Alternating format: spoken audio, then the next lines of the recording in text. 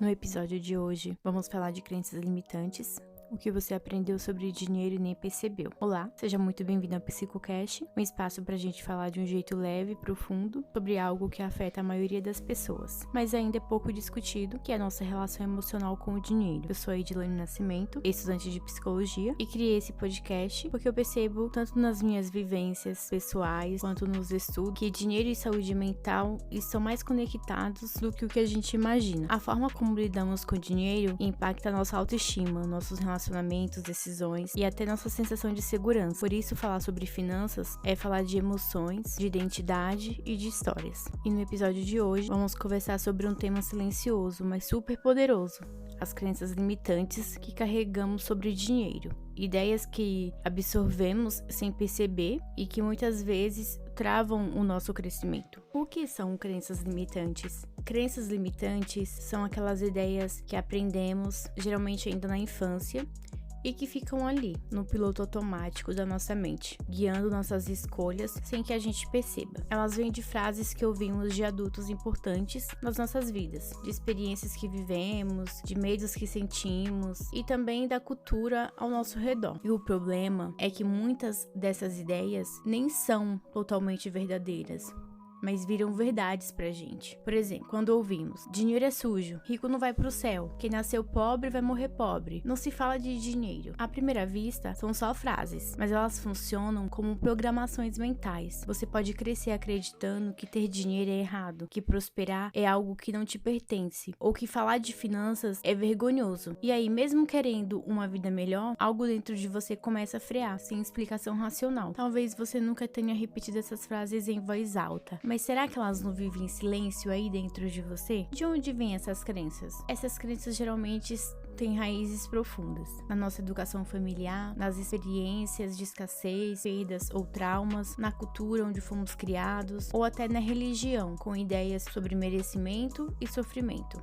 O livro A Psicologia Financeira traz uma reflexão perfeita sobre isso. Diz o seguinte: cada pessoa tem uma visão única sobre como o dinheiro funciona. Alguém que cresceu em pobreza pensa sobre risco e recompensa de um jeito que um filho de um banqueiro nunca imaginaria. O que vivemos é mais forte do que o que aprendemos com o outro. Isso significa que a nossa relação com o dinheiro não é só sobre conhecimento técnico, é sobre vivência emocional. E eu tenho um exemplo pessoal disso. Quando eu era criança, lembro da minha mãe sempre trabalhando muito para conseguir comprar uma casa pra mim e pra minha irmã. Ela se preocupava demais, fazia muitos sacrifícios, e aquela imagem me marcou profundamente. Quando cresci, assim que eu tive uma oportunidade, comprei meu apartamento. Eu não parei pra avaliar se era o momento ideal, mas era como se eu tivesse que cumprir aquela missão. Era como se aquilo fosse a única forma de eu me sentir segura e validada. Hoje vejo que essa escolha veio de uma crença que se formou lá atrás, a de que ter uma casa própria era a única forma de eu estar protegida. Essa história mostra que comportamento financeiro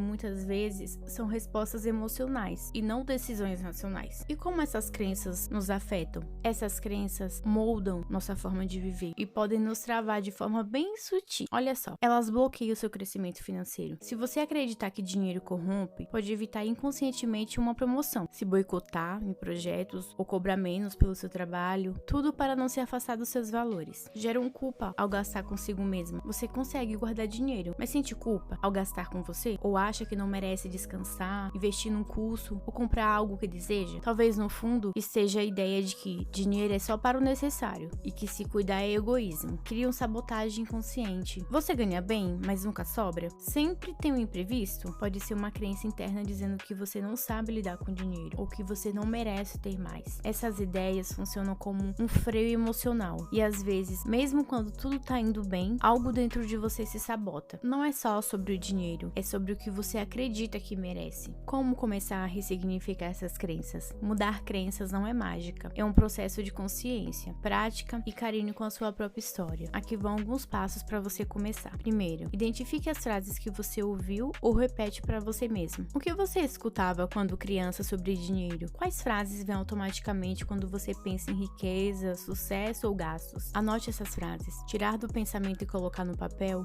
já é um passo de libertação. Segundo, observe seus comportamentos repetitivos.